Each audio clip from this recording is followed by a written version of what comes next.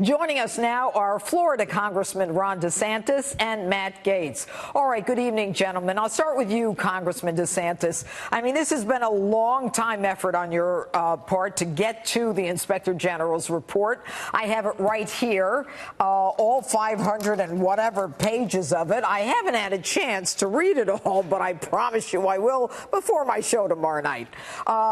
Your take, Congressman DeSantis. Well, I think what it's done is it's vindicated Trump in really both prongs of the Mueller investigation. You mentioned you have a Democrat inspector general basically saying Comey should have been fired. I've always said Comey should have been fired. You've believed that. But the idea that you're going to have an obstruction of justice investigation because Trump fired the FBI director, who the IG acknowledges had no business being an FBI director, is a farce. And then the other thing I think it undercuts is the whole genesis of this so-called collusion narrative. They did not give that text message to the Congress when we asked, where Strzok says, we will stop Trump from becoming president. This is the guy that 6 days earlier opens up a counterintelligence investigation against Trump's campaign. This whole thing is infected with bias, and it needs to stop. And Congressman Gaetz, I mean, with respect to what Congressman DeSantis just said, look, one of the most damning text messages that he just referenced had to do with Strzok saying, you know, don't worry about it, you know, we'll stop it, when asked, do you think he'll ever be elected president? Now, that information was not given to Congress. What are you guys going to do about it besides get on a show and complain about it?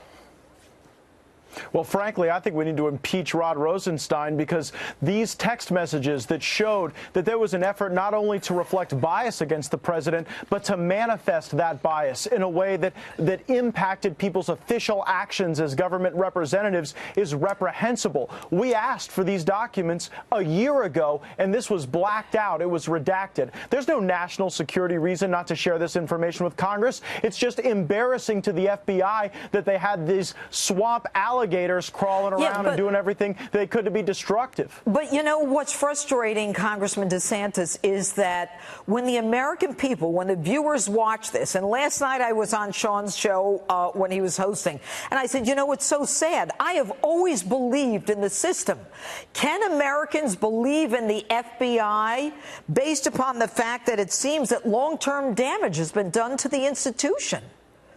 Oh, I don't think there's any question about that, Judge. And it's not just Strzok and Page. I mean, there were other FBI agents. One was said after Trump won, who was part of the Hillary investigation, part of the Mueller investigation. He said, "Viva la resistance." That's what he was. That's what his response was. This is the guy working with Mueller. I mean, give me a break. And I think that you also have all the leaking in the report showing just a cascade of leaks. You have agents getting gifts from reporters. So there is broad problems in the headquarters there. And I thought so Christopher Wray's press conference, he was not.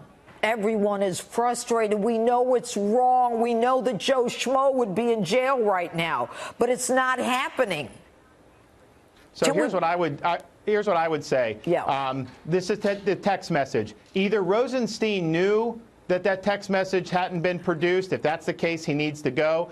Or he wasn't competent enough to get us the information we requested. To me, he should go. So I think his continued position there is really untenable at this point. All right. And Congressman Gaetz, I mean, I've heard everybody say Rosenstein should be going for a long time. What are you going to do about it?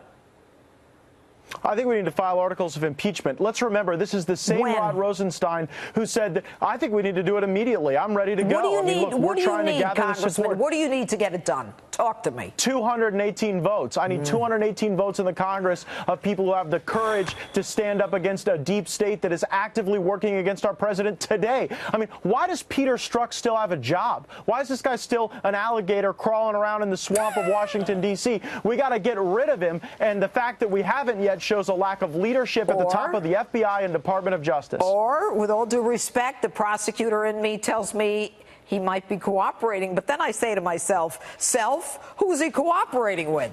What do you say, Congressman DeSantis? Who could he be cooperating with?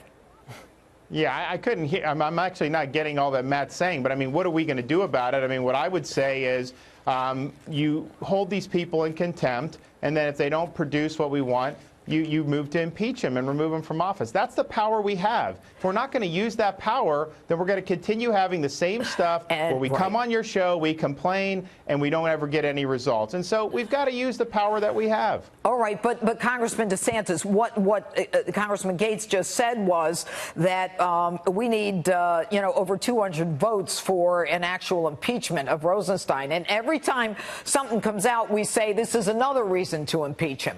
But you know this, Judge, if you have the Speaker of the House exercising leadership, the majority leader, and they say Rosenstein's got to go, they can marshal the support of the Congress. And yes, it wouldn't even come to an impeachment, because when you lose the support of the congressional leadership and you're in a position like that, you probably can't go. If we just put a resolution on the floor saying Rosenstein should go and that passed, he would be done. So it could happen. We just need people to exercise leadership. Well, let me ask you this. Why isn't Paul Ryan doing it to either one of you?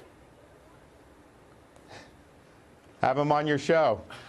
I don't, you know what? I'll call him to be on my show tomorrow night. Paul Ryan. All right. And final question.